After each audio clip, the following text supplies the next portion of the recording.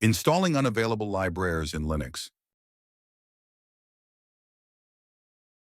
As you can see, the interpreter says no module found. So let's try the traditional way of installation. Open terminal and type pip install mlxtend.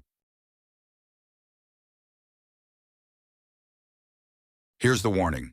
This environment is externally managed, and by installing, you can break the system. It suggests us to use virtual environment and is not also available by distribution maintainer. Well, we don't need that. Let's use a different approach. Check if that module is available on Git or can be downloaded. Most used modules are generally available on GitHub, so just download the main or master branch.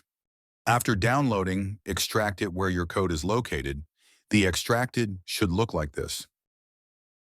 After that, open your code. On the top of the code, import system package.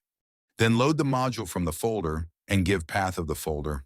Now import the module, and by this way, you can use modules without installing it. Remember, you need to load the module each time since we are not installing it. Comment if you have any doubts. Till then, goodbye.